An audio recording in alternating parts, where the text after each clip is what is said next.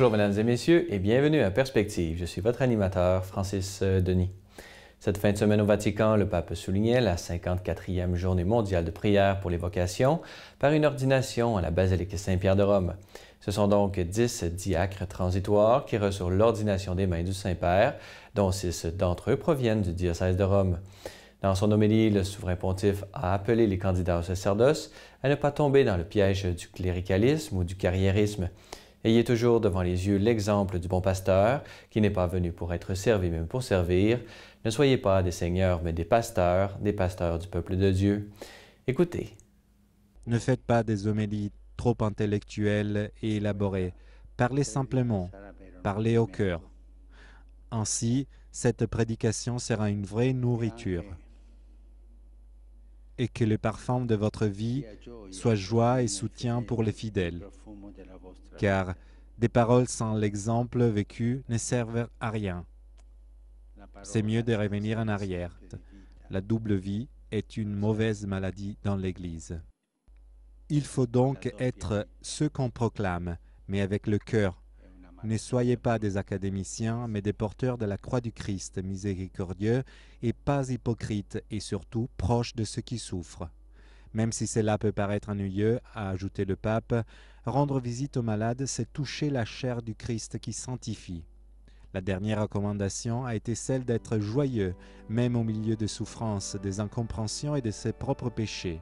Ne soyez pas des seigneurs, ne soyez pas des clercs d'État, mais des pasteurs du peuple de Dieu. Tout de suite après la messe, le Saint-Père s'est dirigé à la fenêtre du palais apostolique pour le Regina Coeli en compagnie des 10 nouveaux prêtres. Dans son allocution précédant la prière mariale, il a offert un commentaire sur l'Évangile du bon pasteur. Aujourd'hui, a affirmé le pape, nous sommes invités à nous détacher des faux savoirs de ce monde et à suivre Jésus le ressuscité comme un unique guide qui donne sens à notre vie. Écoutons un extrait. Souvent, a dit le pape, on oublie la dimension spirituelle et affective dans l'expérience chrétienne. On rationalise la foi et on risque d'oublier la voix de Jésus, une voix que le nouveau prêtre nouvellement ordonné, les bons pasteurs, a souhaité le pape, sont appelés à suivre rapidement et généreusement. C'est l'expérience merveilleuse de se sentir aimé par Jésus. Posez-vous cette question. Je me sens aimé par Jésus? Pour lui, nous ne sommes jamais étrangers, mais des amis et des frères. Pourtant, il n'est pas toujours facile de reconnaître la voix du bon berger. Aujourd'hui, nous sommes invités à nous détourner de la fausse sagesse de ce monde, afin de suivre Jésus, les ressuscités. Toujours à Rome, vendredi dernier, les évêques du Québec en visite ad limina ont fait parvenir un message résumant leur rencontre avec le pape François. Ce communiqué fait état d'une rencontre en 3 temps et dans laquelle les évêques du Québec ont pu prier et partager au Saint-Père la réalité et défis de leur Église diocésaine. Enfin, le Saint-Père a pu leur donner quelques mots d'encouragement en les invitant au courage et à l'audace dans leur propre diocèse. Église du Québec, lève-toi, a affirmé le pape, va et écoute, n'oublie pas que le Seigneur ressuscité est toujours avec nous. Vous trouverez le texte complet de ce message sur la page Internet de l'AECQ ainsi qu'au www.celleslumieres-tv.org.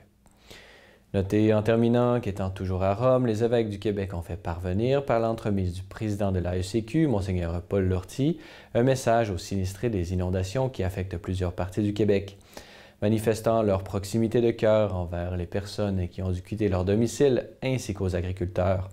Ils ont également souligné l'importance du travail de toutes les personnes et paliers gouvernements impliqués dans les différentes opérations d'aide qui ont lieu à l'heure actuelle. Concluant leur message, les évêques ont appelé à la prière. Nous nous unissons à la prière des communautés pour que les personnes dans l'inquiétude trouvent la paix intérieure et que ce temps éprouvant soit une occasion de vivre la solidarité. Comptant sur la providence de Dieu qui agit en nous et à travers nous, nous invoquons sa sollicitude pour nous guider sur le chemin d'une entraide généreuse. Voilà, c'est tout pour aujourd'hui. N'hésitez pas, si vous avez des questions ou commentaires, vous pouvez m'écrire à l'adresse qui apparaît à l'écran. Merci d'avoir été des nôtres. À la prochaine!